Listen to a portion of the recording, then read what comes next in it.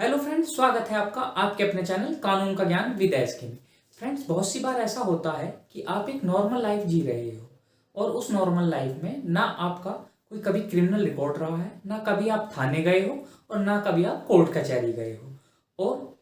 ऐसा सादगी का जीवन आप जी रहे हो। ऐसा जीवन जीते टाइम आपके पास अगर थाने से कोई कॉल आ जाती है और कोई पुलिस वाला आपसे अभद्र भाषा में बात करता है और कहता है कि तुरंत थाने आओ, आपके खिलाफ ही कंप्लेंट है, आपको डराता है, धमकाता है और आपको थाने बुलाता है, जबकि आपने ना तो किसी के साथ गलत किया है, ना कोई फ्रॉड किया है, ना किसी के पैसे मारे। तो ऐसे केसेस में जो एक आम इंसान है जिसका ना कोई पुराना कोई क्रिमिनल रिकॉर्ड है, ना कभी उसने किसी के साथ चीटिंग की है, ना 420 की है,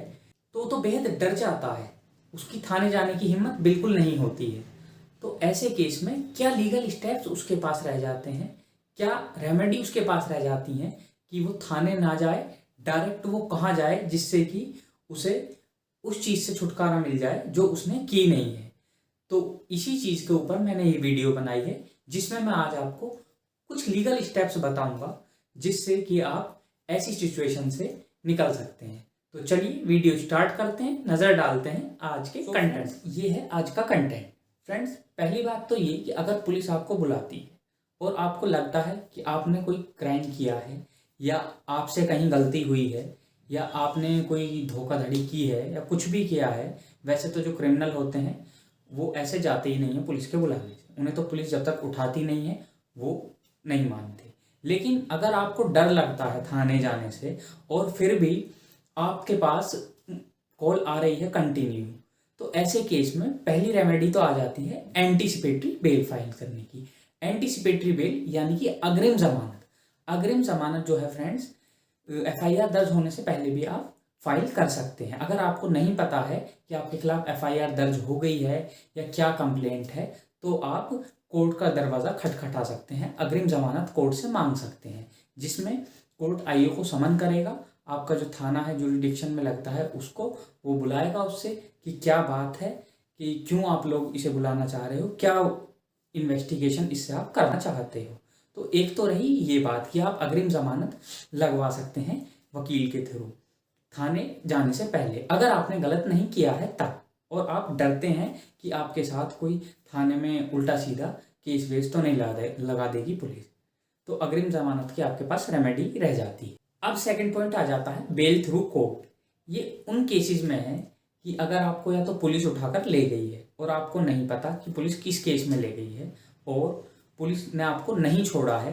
तो ऐसे केस में आप कोर्ट के थ्रू बेल लगवा सकते हो और आप बेल ले सकते हो अपने केस में। और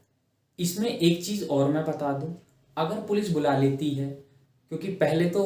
जाहिर सी बात है पुलिस प्यार से ही बुलाती है जब तक थाने में मुलजिम हाजिर नहीं होता,